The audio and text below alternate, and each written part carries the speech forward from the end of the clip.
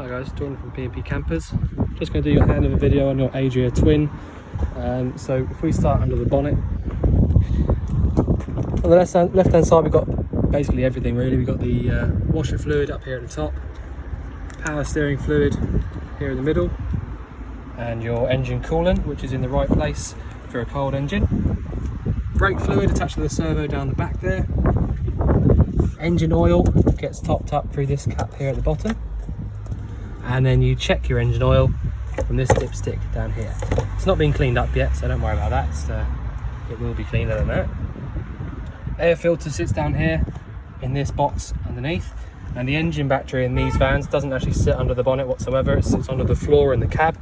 So if you want to jump start the van, positive is this prong here, and the negative is this one here at the front.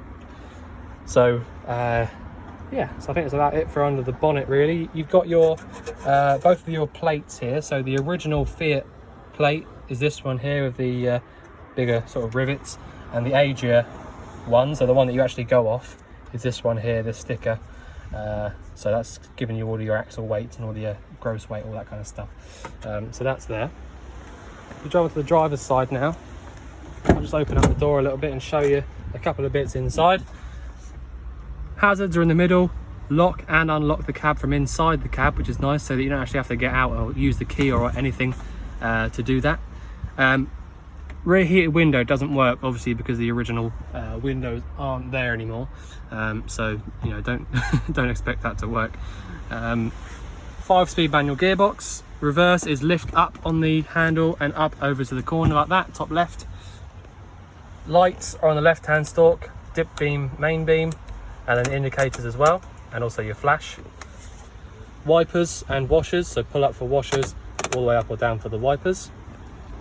Horns in the middle on the steering wheel.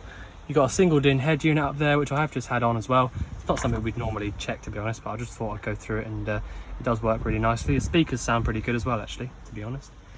Reversing camera comes on as soon as you put it in reverse, just as it should do, and works really nicely as well, actually. Nice clear picture. Handbrake on these is on the right hand side here as you jump out, so just be careful when you do jump out. It does hurt if you catch yourself, so just bear that in mind. Fresh water inlet, so that's here. So I've got that unlocked at the moment, so all you need to do to actually get it out, push in and round to the left, and then that should wiggle out like that.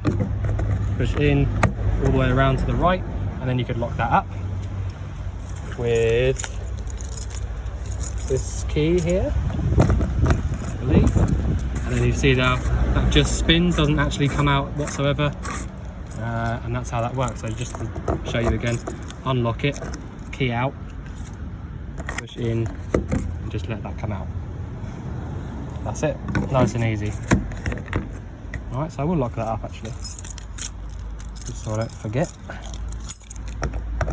Just point out as well, the other day we were doing, well, when I was doing the hab check, the leisure battery was a little bit low. I did try and just charge it up, but it's no good really, so I've just replaced it for a brand new one. So yeah, you know, just something nice to know. Your leisure battery is brand spanking new, and I will point out to you where that is as well. Toilet, again, still yet to be cleaned, so don't worry about that. So this comes out, pull this little lever up and pull out, and then you've got a little yellow button down the back there, so push and hold that when you're emptying it. The seal there has been lubricated as part of the hab check, and then you fill it up with about one of these caps of blue fluid, give it a swish around, and then push it back in again. You've got a fresh water flush in this system, so you don't have to worry about any separate pink fluid anywhere. It just comes straight from your fresh tank. So as long as you've got a little bit of water in the tank, you can flush your toilet. Boiler vent. So if you had your heating on or your hot water on gas, that is, you'd be able to feel hot air coming out from underneath here.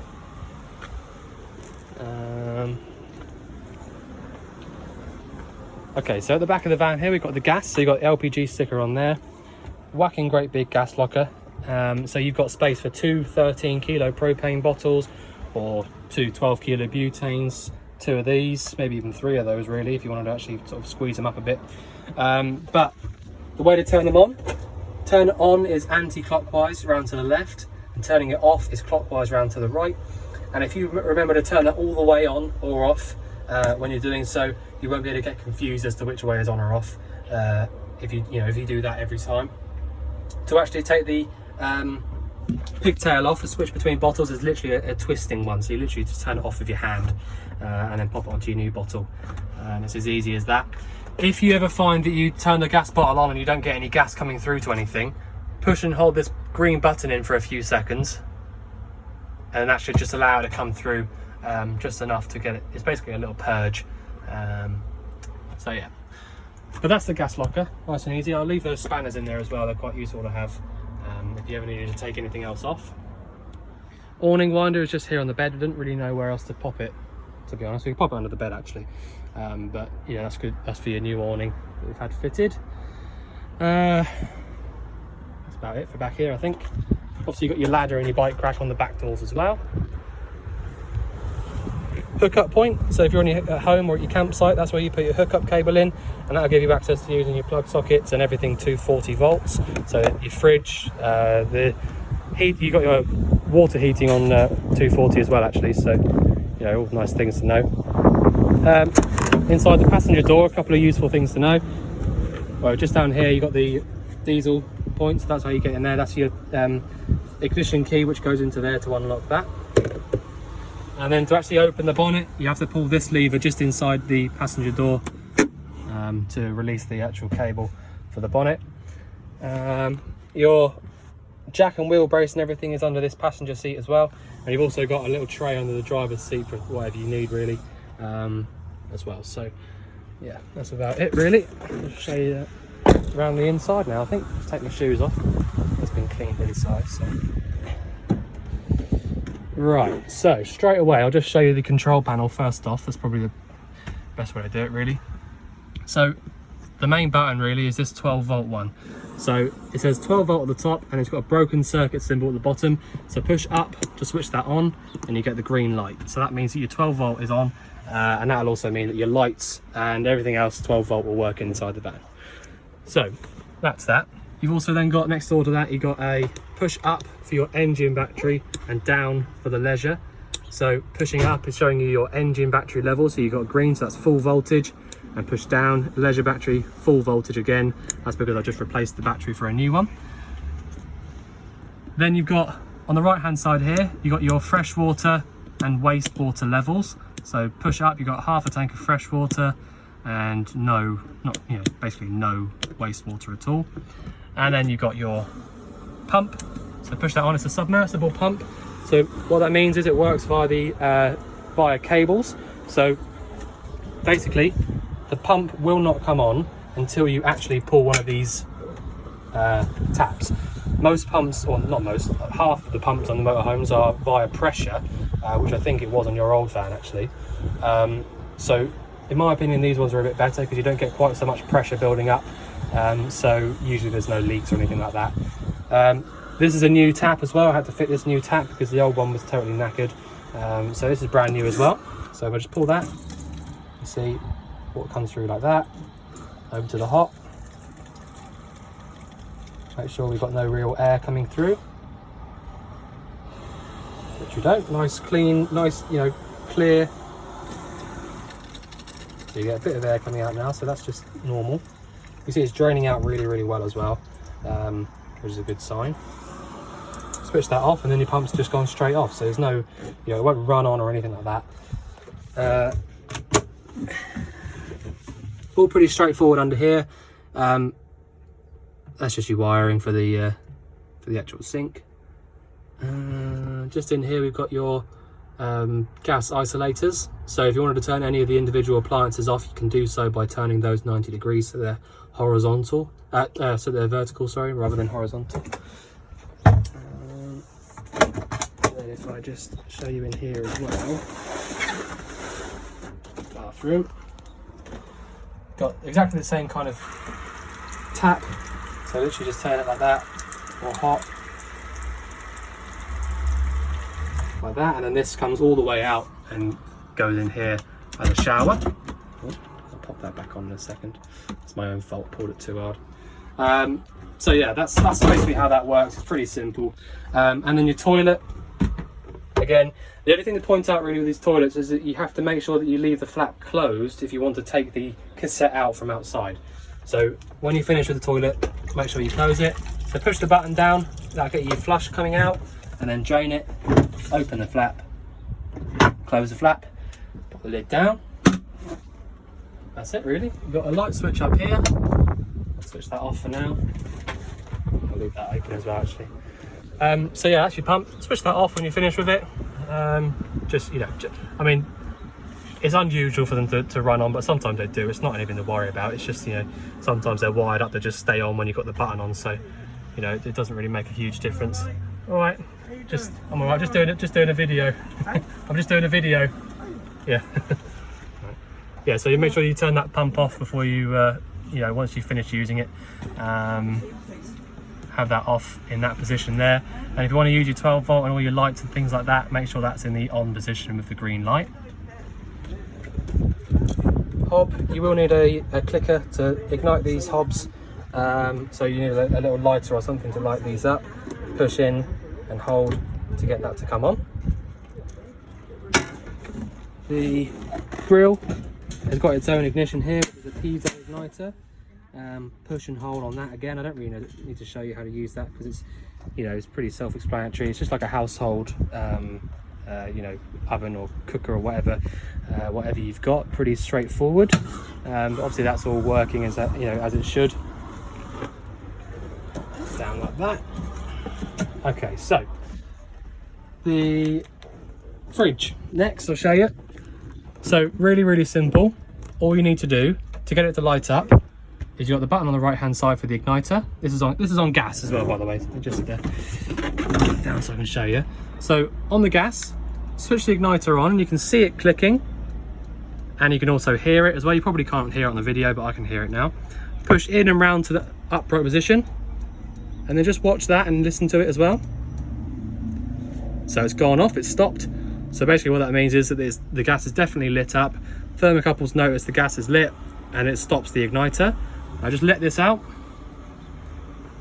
Still no igniter. That means it's definitely lit up. And if you want to go to your fridge vent, top right hand side of the outside fridge vent, you can feel hot air coming out from there now. So after about 2 or 3 hours, that fridge will be nice and cold. If you've got stuff, you know, if it's full of warm things inside the fridge, it might take all night to get cold. It's totally normal. So really the idea is if you get the fridge cold first the night before you go away, either on the gas, or if you've got a hookup cable plugged in, this green button here will get the fridge nice and cold on its own as well. So the night before, either on gas or 240 on the green switch, and you know, then you'll be good to go by the next morning. And then the red button is just for when your engine's running. Okay, so when you start your engine up, this will start to cool the fridge down, or keep it cold anyway, just for when your engine's running. And then when you get to where you're going, like if you go to a campsite for example, switch it back over to either the hookup or the gas, and then you'll be good to go on the fridge. You can leave this dial exactly how it is. Same with this one really, you don't have to change it very much at all. But yeah, that's it. So hookup, engine running, gas. And to switch the gas off, back to where it was at the start, and just watch for the igniter to start again. Turn it off. That's it, that's all done. And whilst I'm down here as well, you've got your boiler isolator there, and you've also got your boiler controls. All right, so if I just move these out of the way a sec, your roof bars. So all you need to know really is it's pretty straightforward. The top button is the hot water on electric only, so that'll heat your water up directly from the hookup cable if you've got one plugged in. That'll shine up green as well when you know, if the hookup was working or in. And at the bottom you've got your heating and hot water on gas. So if I go up either 1 or 2, you'll get 40 or 60 degrees hot water via the gas. And if I go down 1, I'll get heating only. And if I go down 2, I'll get hot water and heating together. And again, that is just on gas. All right, and then just back to the middle to switch it off. And that's it. Really, really easy.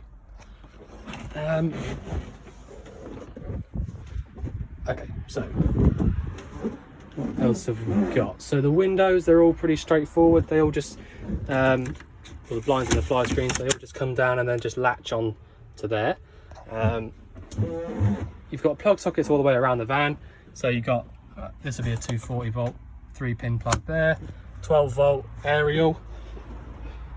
And then if I just show you, if I just get up on the bed, it's quite important really, all of this stuff. Under this bit of bed, we've got, oh, I can lift that up with one hand. Your RCD and your MCBs are on the left hand side, so if you plug the dodgy plug into one of the sockets around the van, it should trip from there. So that'd be the right hand switch, the blue switch there on the right. This here in the middle, it all looks a bit complicated, but it's really not. It's electroblock PSU, if you like, so it's basically your power supply unit for everything in the van. It's also got fuses on here as well, so if you had any issues with anything in particular in the van, then that's where you could have a look. Obviously let us know if you get any problems first, but if you wanted to have a little look yourself, you can do. And everything's really nicely sort of laid out and pictured down here as well. So you've got lights, heating, you know, it is quite simple. If you want to double check that yourself, you can do, but obviously let us know first. And then your new leisure battery, which I just fitted a minute ago, is down here. So, you know, everything's really nice and easily laid out. I think, you know, if you wanted to take this off and replace it again at some point, then you just literally lift up on these. They're quick release ones. But yeah, really simple. These two fuses here, I would imagine, are for your charging. So when you start the engine up, the engine battery charges itself for the alternator, but this battery here also gets charged at the same time, which is why you can use the 12 volt on the fridge when the engine's running. So yeah, that's everything sort of electric, and 12 volt is just under this little flap in the corner of the bed, and then you pop your cushion back down over that. So I think it's quite clever actually, that's all sort of tucked away like that, nice and neatly. And yeah, so let's just trying to think if there's anything else, which I don't really think there is. Okay, so if you think I've missed anything out, or you want anything, you know, going over again, then just let us know when you come down. But otherwise, we look forward to seeing you soon to collect your van. Thanks very much.